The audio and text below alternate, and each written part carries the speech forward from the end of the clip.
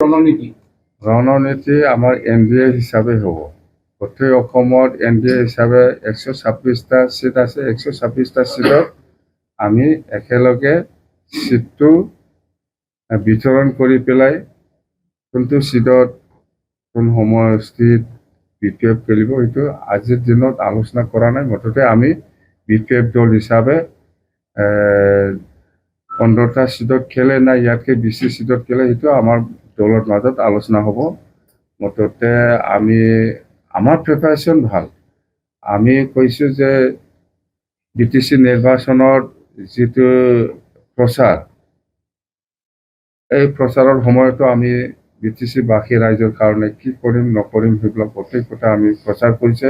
এই হিচাপত আমি আজিলৈকেও একে ষ্টেণ্ড, আৰু আমি অতি সোনকালে ৰাইজক যেনেকৈ আমি কৈছোঁ যে 2005 চনটো ভিত্তি কৰি পেলাই সকলোকে মাটি পাট্টা দিয়া যাব, সেইটো আমাৰ ষ্টেণ্ড আজিলৈকেও আছে।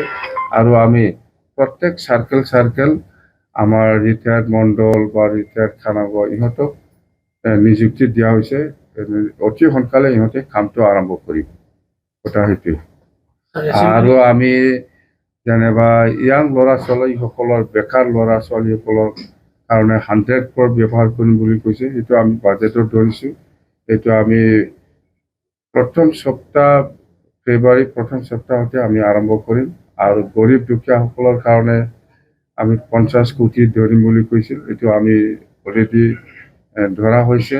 আৰু সেল্ফ হেল্প গ্ৰুপৰ কাৰণে 50 কোটি, সেইবিলাক চব মুঠতে ইলেকশ্যনত আমি যিটো কমিটমেণ্ট দিছে সেইটো আমি কাম কৰিম। আমি পিছুৱাই যোৱা নাই, কথা সেইটোৱে। অৰুণোদয়টো প্ৰমোদ বড়োৰ দিনত বহুত ফিল আপ কৰি গ'ল।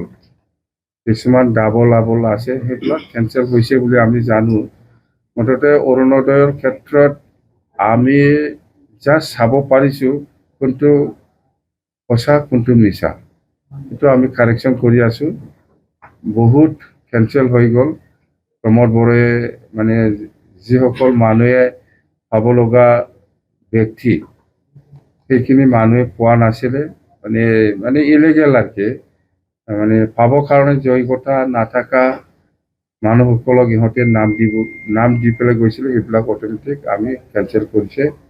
মুঠতে বহুত অসম চৰকাৰৰ আণ্ডাৰত বহুত স্কিম আছে, বহুত প্ৰজেক্ট আছে।